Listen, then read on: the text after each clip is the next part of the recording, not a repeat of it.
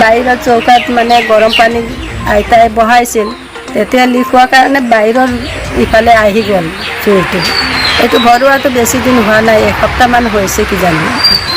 ইমান গন্ধ ওলোৱা নাছিল। কেনেকৈ আছে কি হ'ল তলৰ পৰা এতিয়া ৰাইজে কৈছে মানে চিলিণ্ডাৰ গেছ লিক বুলি।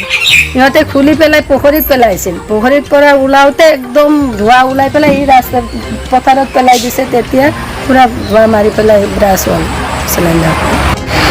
ৰাতি কেইটামান বজাত হৈছে ঘটনাটো?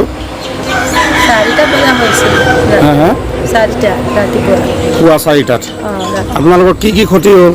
আমাৰতো চবেই ক্ষতি হ'ল, ধান চাউল বাচন বৰ্তন গেছ চেছ চব একেবাৰে নাই।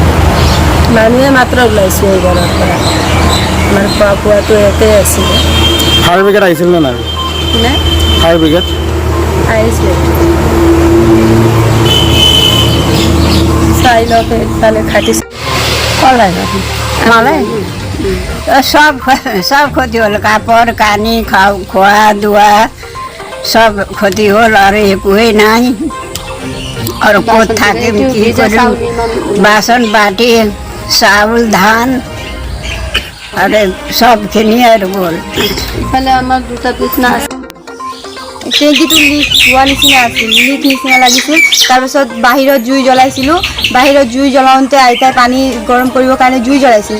জুই জ্বলাওঁতে এইটো জুইৰ পৰাই ইফালে গেছটো আহিছে চাগে, গেছত ধৰিছে চাগে, গম নাপাওঁ। এনেকুৱা হৈছে শুই আছিলোঁ, শুওঁতে একেবাৰে জুই জ্বলা নিচিনা গম পাইছোঁ। উঠি কিনে চব ওলাইছোঁ বাহিৰত, একো কাপোৰ কানি খোৱা বোৱা একো ওলাব পৰা নাই, চব গৈছে। এইফালে দেখাই পাইছে আৰু